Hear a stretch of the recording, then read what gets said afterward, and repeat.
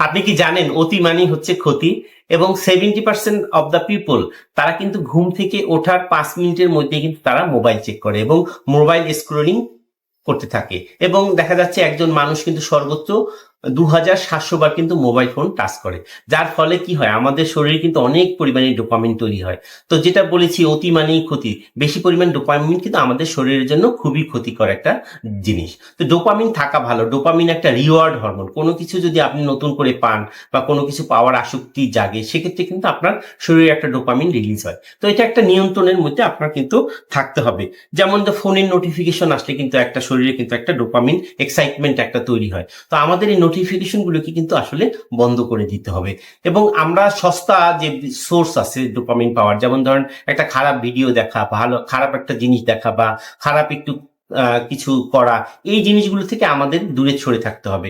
ভালো ভালো কিছু হেবিট তৈরি করতে হবে, যেমন হালকা একটু এক্সারসাইজ করলেন, অথবা একটা বই পড়লেন, বা কোনো একটা কাজ করার ফলে একটা রিওয়ার্ড পেলেন। এই ডোপামিন গুলি কিন্তু আমাদের জন্য খুবই একটা ভালো।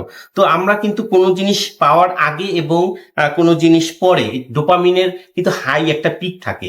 তো এই হাই পিকটা কিন্তু আমাদের যদি কন্ট্রোল না করি তাহলে কিন্তু আমাদের হবে না। যেমন ধরেন আপনি এমন একটা কিছু করলেন যে এই বইটা পড়ার পরে আমি একটু ইউটিউব দেখবো। এভাবে কিন্তু আপনার নিজের একটা কন্ট্রোল নিয়ে আসতে হবে। এবং আপনার ফোনে যত নোটিফিকেশন আছে সেগুলি কিন্তু আপনাকে বন্ধ করে দিতে হবে। এবং আপনাকে যেটা করতে হবে যে আপনি নোটিফিকেশন গুলি বন্ধ করে দিলেন এবং একটা সময় পরে আপনি হয়তো জিনিসটা চেক করলেন। এভাবে কিন্তু আপনি ডোপামিনটাকে আপনি কিন্তু কন্ট্রোল করতে পারেন। যেমন ধরেন এইটা করার জন্য আমরা একটা ফর্মুলা দিয়েছি যে 4D।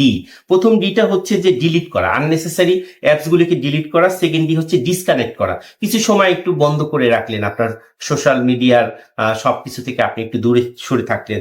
তারপরে হচ্ছে ডিলে করা, কোনো একটা নোটিফিকেশন বা কোনো একটা নিউজ এসেছে 10 মিনিট পরে দেখা। তারপরে হচ্ছে ডিস্ট্রাক্ট, মানে হচ্ছে যে আপনি একটা ভালো অভ্যাস দিয়ে একটা বই পড়া বা অন্য একটা কিছু করা, এটা দিয়ে কিন্তু ডিস্ট্রাক্ট করতে পারেন ডোপামিনের মাত্রাটাকে।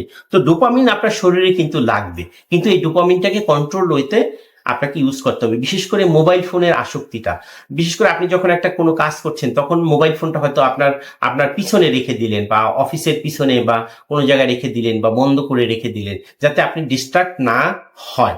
একটা মনোযোগ যদি ভেঙে যায়, সেই মনোযোগটা আবার ফিরে পেতে রিসার্চ বলেছে যে 17 মিনিট সময় লাগে। তো দেখুন আপনার প্রোডাক্টিভিটি কিন্তু এই মোবাইল ফোন এবং এই ডোপামিন হাই পিকের জন্য কিন্তু আপনার প্রোডাক্টিভিটি কিন্তু নষ্ট হচ্ছে। এভাবে আমরা যদি আমরা কন্ট্রোল করতে পারি, এটা ক্রিয়েশনটাকে যদি আমরা কন্ট্রোল করতে পারি, এবং আমরা অ্যানালগ একটা ঘড়ি যদি আমরা টেবিলে ব্যবহার করি, তাহলে কিন্তু আমাদের জন্য মোবাইল ফোনটাকে বারবার কিন্তু টাচ করতে হবে না, এবং ডোপামিনের এই টেম্পটেশন থেকে আমরা কিন্তু বেরিয়ে একটা হেলদি একদম প্রোডাক্টিভিটি আমরা পেতে পারি।